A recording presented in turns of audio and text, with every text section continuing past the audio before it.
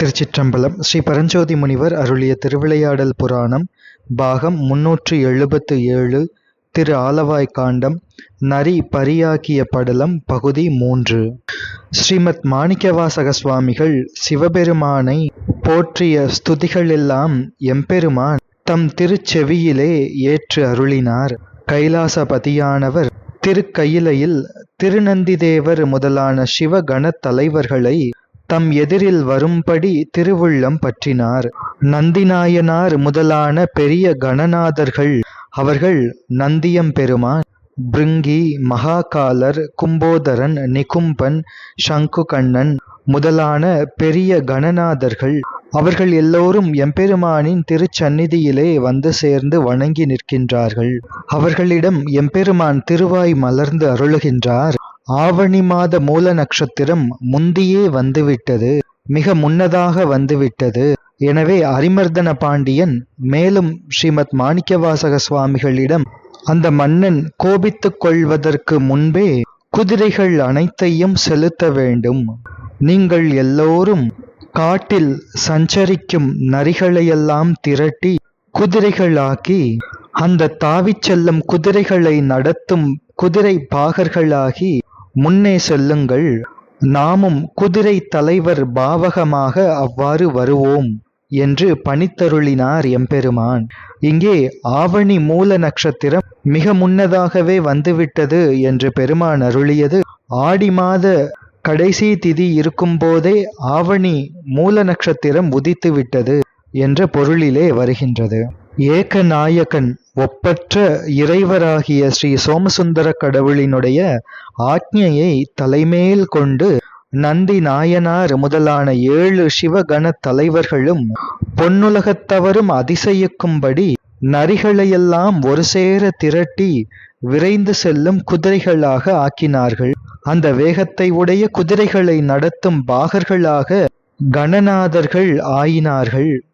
தந்தை என்பவர் மைந்தர் வாதை தவிர்ப்பதே கடன் ஆதலால் பிதா என்பவர் தமக்கு புதல்வராகின்ற தம் மக்களது துன்பத்தை நீக்கி காப்பது முக்கிய கடமை என்பதனால் அந்த விஷ்ணு பிரம்மாக்களால் முறையே அடியையும் முடியையும் தேடி அறியப்படாதவரும் தக்ஷனால் இடருற்று வந்த சந்திரனை அந்த துன்பத்தை நீக்கி தம் திருமுடியிலே சூடினவருமாகிய சிவபெருமான் முடிவற்ற ஸ்ரத்தை அன்பை உடைய திருவாதவூர் அடிகளாகிய தம் புதல்வர் விண்ணப்பத்தை ஏற்று குதிரை சேவகராகி வர திருவுள்ளம் கொண்டார்.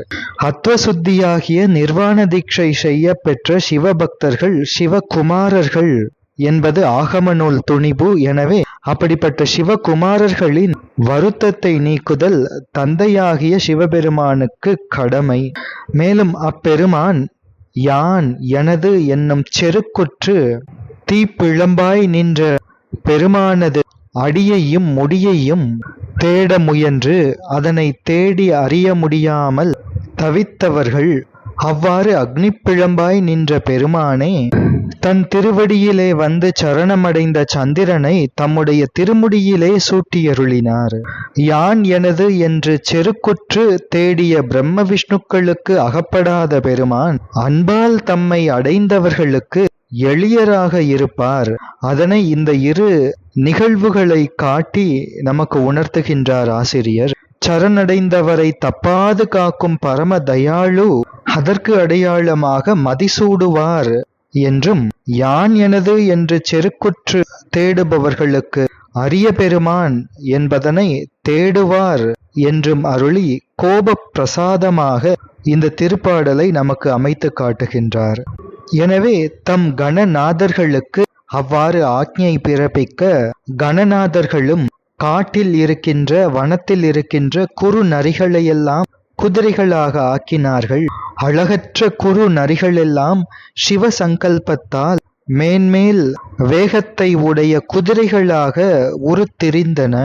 காட்டில் உள்ள நரிகளை குதிரைகளாக்கிய பின் தேவர்களெல்லாம் இந்த குதிரைகளை நடத்தும் குதிரை வீரர்கள் ஆயினார்கள்.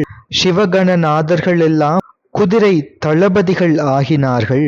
களங்கமற்ற அழகினை உடைய வெள்ளியம்பல திருக்கூத்தராகிய ஸ்ரீ சோமசுந்தர கடவுளானவர் ஆரிய தேசத்து குதிரை வர்த்தகரைப் போல புகழப்படும் திருமேனி கொண்டு வேதமாகிய குதிரையின் மீது ஆரோகணிக்க திருவுள்ளம் கொண்டார்.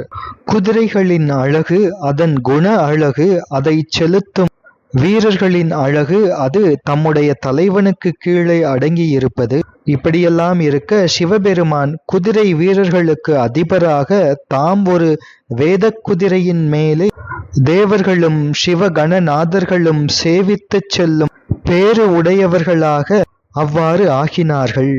நரிகளையெல்லாம் குதிரைகளாக்கி அதனை ஒன்று சேர்த்து வேகமாக ஓடுகின்ற அந்த குதிரைகளை நடத்துகின்ற வீரர்களாக சிவகணங்களும் தேவர்களும் குதிரைகளை நடத்துகின்ற வீரர்களாக அக்குதிரைகளோடு வரும் தன்மையை ஸ்ரீ பரஞ்சோதி முனிவர் வர்ணிக்கின்றார்.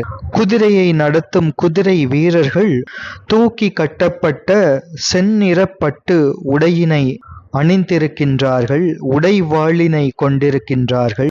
செருப்பு அணிந்த கால்களை உடையவர்கள், இரும்பாலான கவச்சங்களை உடையவர்கள், வெருட்சியாக பார்க்கும் பார்வையினை உடையவர்கள், விபூதி அணிந்த நெற்றியினை உடையவர்கள், இடி இடித்தால் போல முழங்குகின்ற நகைப்பினை உடையவர்கள், ஜுவலிக்கின்ற தீ போன்ற கோபத்தினை உடையவர்கள். இரும்பு கவச்சம் இடுதல் அந்நாளைய அரசர் காலத்து வழக்கம். வருகின்ற குதிரை வீரர்களெல்லாம் சைவர்கள் என்று குறிப்பிக்க புண்டர நுதலினர் என்று அருளினார். அவர்களுள் சிலர் வட்டமான தோலால் அமைக்கப்பெற்ற கேட்டகத்தை புறங்கையில் கிடந்து அசையும்படி கட்டி வடிவமைக்கப்பட்ட வாட்படையை கையில் எடுத்து கொண்டிருக்கின்றார்கள். வேறு சிலர் நீண்ட தோமர ஆயுதங்களை சுழலும்படி கைகளிலே தாங்கி இருக்கின்றார்கள். வேறு சிலர் முதுகில் நீண்ட அம்புகளை உடைய தூணியை மாட்டி தோளில் வில்லை ஏந்தியவர்களாக இருக்கின்றார்கள்.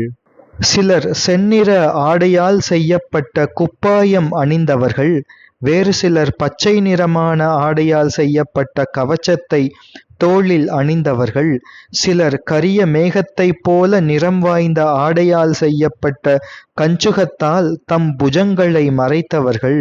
சிலர் விளங்குகின்ற பொன்மயமான ஒளி பொருந்திய ஆடையால் செய்யப்பட்ட குப்பாயத்தை உடையவர்கள். இவர்களுள் சிலர் ஒளிமிகுந்த பீலிக்குடையினை உடையவர்கள். பலர் வெண்சாமரங்களை சுற்றிலும் விளங்கும்படி தைக்கப்பட்டுள்ள குளிர்ச்சியை தருகின்ற குடைகளை உடையவர்கள். வேறு பலர் சல்லி ஜாலர்களை சுற்றிலும் தொங்கவிட்டு வைத்துள்ள வழப்பமான குடைகளை உடையவர்கள். வேறு பலர் நிலவொளி வீசுகின்ற முத்துக்களாலே நெருக்கமாக அமைக்கப்பட்டுள்ள குடைகளை உடையவர்கள். இத்தகைய குதிரை வீரர்களுக்கு தலைமை தாங்கி ஸ்ரீ சோமசுந்தர கடவுளானவர் வேதமாகிய குதிரையின் மீது எழுந்தருளினார். முதல்வரும் அர்த்தநாரீஸ்வரருமாகிய சிவபெருமானார் குதிரை வீரர்கள் கையில் சவுக்கை கொண்டு கூடி இரு மருங்கிலும் வரிசையாகச் செல்லவும், குதிரை குளம்புகளினிடையே எழும் பூதூளிகள் இவ்வுலகமெங்கும் மேல் உலகமெங்கும் கிளர்ந்து நிற்கவும், கொம்புகளோடு உடுக்குகள் ஒலிக்க, வேதக் குதிரையின் மீது ஆரோகணித்து மதுரையம்பதியை நோக்கி மிக வேகமாக எழுந்தருளி வருகின்றார். எம்பெருமான் எழுந்தருளிய வேதமாகிய குதிரையின் மகிமை, எம்பெருமான் குதிரை சேவகராக எழுந்தருளி வரும் பேரழகு, அவற்றையெல்லாம் ஸ்ரீ பரஞ்சோதி முனிவர் மிக விரிவாக வர்ணனை செய்து விளக்கி நமக்கு அந்த திருக்காட்சியை காட்டியருளுகின்றார். அவற்றையெல்லாம் தொடர்ந்து சிந்திப்போம். திருச்சிற்றம்பலம்.